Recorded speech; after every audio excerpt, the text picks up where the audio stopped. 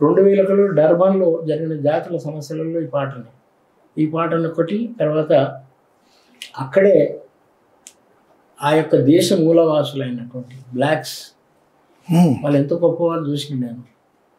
ఈ white people ఎలా వాళ్ళని ఎక్స్ప్లైట్ చేస్తున్నారు. అక్కడ నలుపు అందం తెలుపు రోగం అని ఒక ఇంగ్లీష్లో ఒక పాట రాయడం నేను. అదేంటంటే black is beauty, black is beauty, the word itself is very sweetie. అరే black is beauty, black is beauty, the word itself is very sweety. Oh my dear, please me here. Oh my dear, please me here. These words are say it's my duty.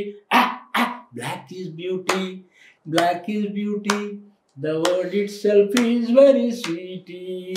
There is a saying in India, if a fair girl is having any black spot on her skin, it is called beauty.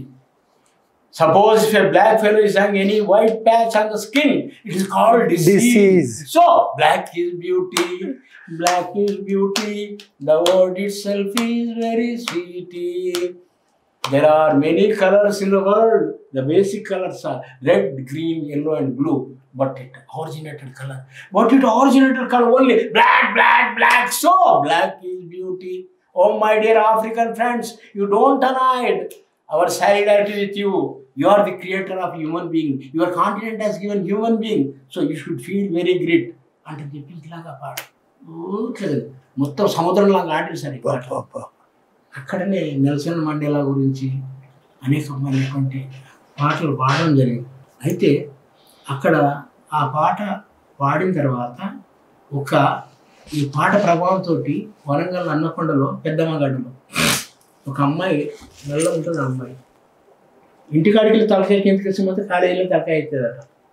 ఎప్పుడైతే ఈ పాట నేను అక్కడ బాగా వినిపించిందో తల పైకి ఎత్తుకొని పోతుందంట.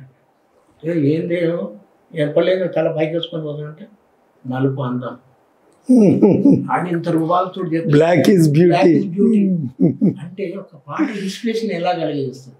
మళ్ళీ ఆ పాటలో కూడా సార్ మనం భావవంతు వచ్చేసి ఇంగ్లీష్ ఉన్నా దాంట్లో తాత్వికత తీన్ మన విధం పెట్టారు తెలంగాణ.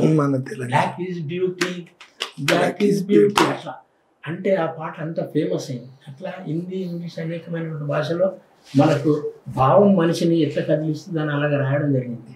ఈ క్రమంలోనే నేను ఆట నన్ను అక్కడి నుంచి అక్కడ సౌత్ ఆఫ్రికా, అదే 2009లో మళ్ళీ ఆస్ట్రేలియాలో కూడా అంబేద్కర్ పాట పాడే అవకాశం వచ్చింది. అక్కడ ఎందుకంటే 9 ఏప్రిల్ నాడు వెళ్ళాము తెలుగు సభల కోసం. 14th, 15th, 16th వరకు ఉన్నాం. అప్పుడు 14th ఏప్రిల్ వచ్చింది. 14th ఏప్రిల్ వచ్చినప్పుడు అక్కడ కూడా మళ్ళీ బాబాసాహెబ్ అంబేద్కర్ పాట పాడాల్సి వస్తుంది.